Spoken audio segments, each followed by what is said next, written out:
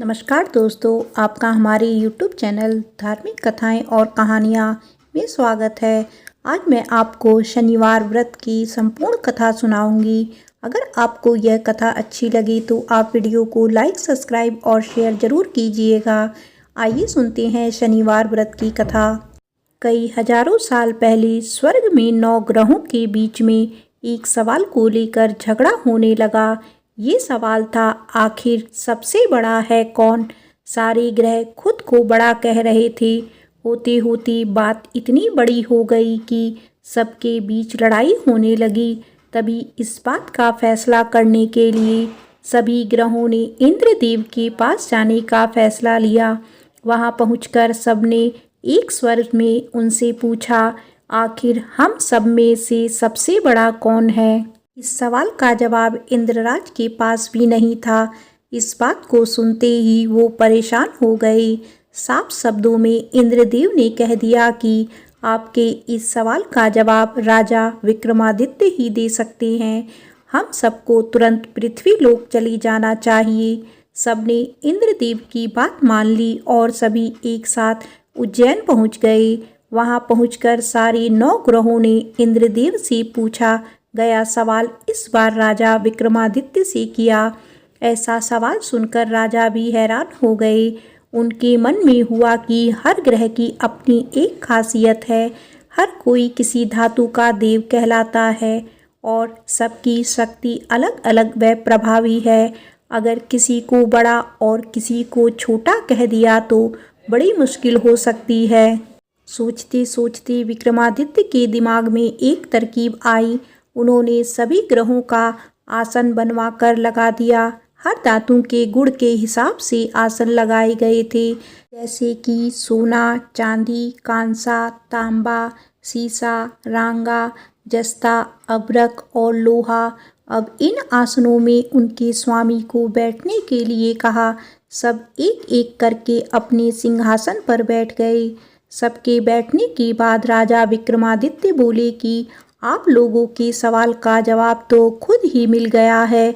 अब जो सबसे आगे बैठा है वही सबसे बड़े हैं। इस बात को सुनते ही आखिरी सिंहासन पर बैठे शनिदेव को गुस्सा आ गया। गुस्से में शनि ने विक्रमादित्य से कहा, तुमने मुझे सबसे पीछे बैठाकर मेरा अपमान किया है। तुम्हें मेरी शक्तियों का अंदाजा नहीं है। मैं तुम्हें पूरी तरह से खत्म कर दूंगा। उन्होंने आगे कहा कि सूर्य किसी राशि में 1 महीने, चंद्रमा किसी राशि में 2.25 दिन, मंगल एक राशि में 1.5 महीने, बुध व शुक्र 1 महीने, बृहस्पति 13 महीने ही रहते हैं। इन सब के मुकाबले मैं किसी भी राशि में 7.5 साल तक 7.5 बनकर रहता हूँ। कई देवता मेरे प्रकोप से पीड़ित हैं। भगवान राम को भी 7.5 का प्रकोप झेलना पड़ा। इसी वजह से वो जंगल गए थे। रावण भी 7.5 की वजह से ही लड़ाई में मारा गया था। अब तुम्हारी बारी है। तुम भी मेरे प्रकोप से बच नहीं पाओगे। अब ये सब देखकर अन्य ग्रहों के देवता चले गए और शनिदेव भी नाराज होते हुए आगे निकल गए।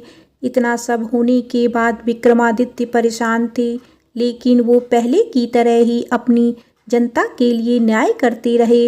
होते होते वो आनंद से अपना जीवन जीने लगे। पर शनिदेव अपना अपमान बिल्कुल भी नहीं भूले थे। बदला लेने के मन से एक दिन शनिदेव घोड़ा व्यापारी के रूप में उज्जैन पहुँचे। वहाँ पहुँचते ही उन्होंने खबर फैला दी कि उनके पास खूब तेज दौड़ने वाले घोड़े हैं। इस खबर के मिलते ही राजा ने घोड़े का ख्याल रखने वाले अश्वपाल को कहा कि जाओ उससे घोड़ा खरीद कर ले आओ। वो गया और देखा कि घोड़ा काफ़ी कीमती है। फिर विक्रमादित्य खुद गए और एक ताकतवर घोड़ा पसंद कर लिया। उसके बाद घोड़े की गति को देखने के लिए विक्रमादित्य उस घोड़े पर सवार होने लगे।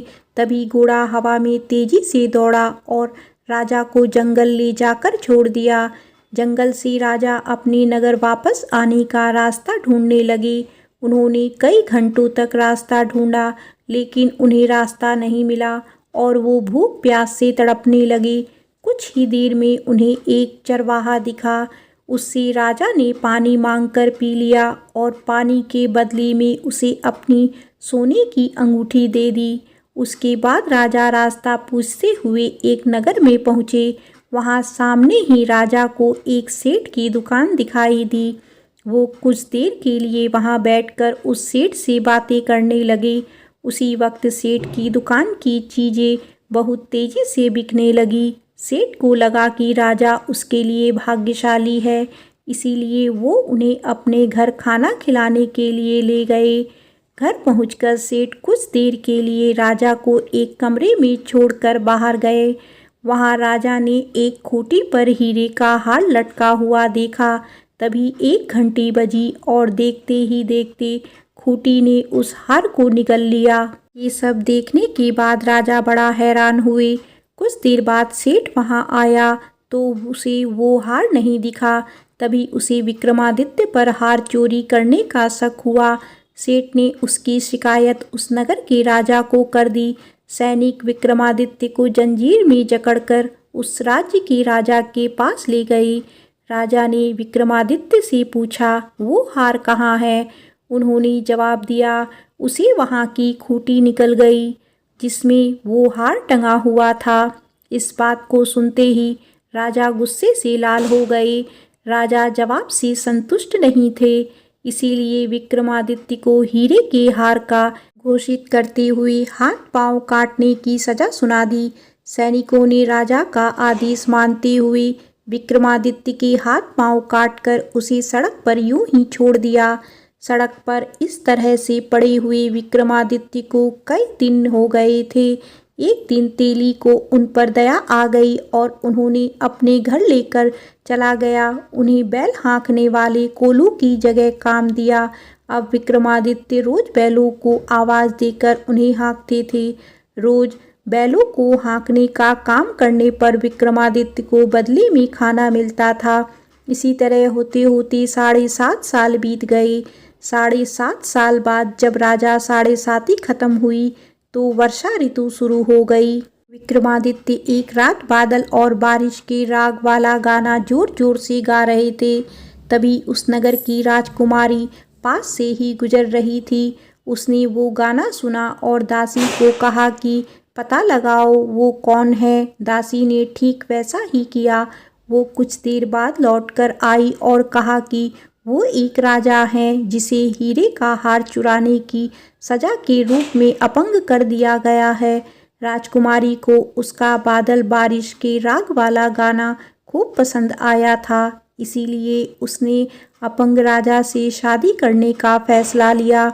इस बारे में जब राजकुमारी ने अपने माँ बाप को बताया तो उन्होंने इस रिश्ते से इनकार कर दिया।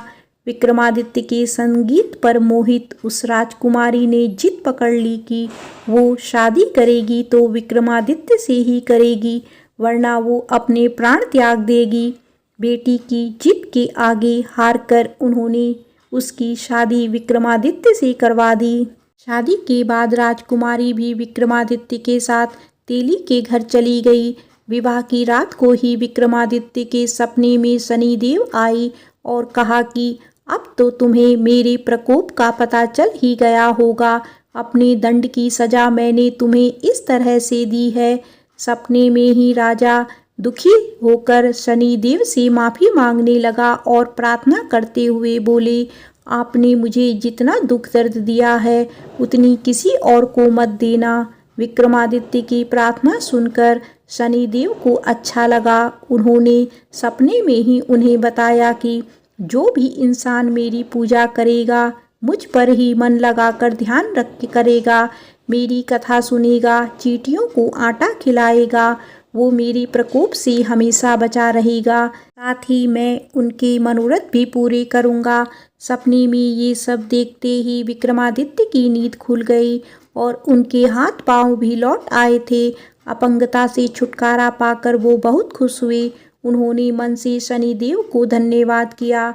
इसके बाद विक्रमादित्य ने अपनी पत्नी को शनिदेव के प्रकोप की पूरी कहानी सुनाई। तभी सेठ को भी पता चला कि वो अपंग इंसान राजा विक्रमादित्य हैं। उसने दौड़कर राजा से माफ़ी मांगी। राजा ने भी उसे माफ़ कर दिया। क्योंकि उन्हें पता था कि यह सब कुछ शनिदेव की वजह से हो रहा है। सेठ ने दोबारा विक्रमादित्य को अपने साथ घर चलने के लिए कहा। वहाँ सब मिलकर खाना खा रहे थे। उसी समय एक और हार खूंटी ने निगल लिया। इस दृश्य को सबने देखा और हैरान हो गए। कुछ देर बाद सेठ को अपनी करनी पर पछतावा हुआ और उन्होंने अपनी बेटी की शादी विक्रमादित्य से करवा दी। विवाह में सेठ ने उसे खूब सारे आभूषण दिए।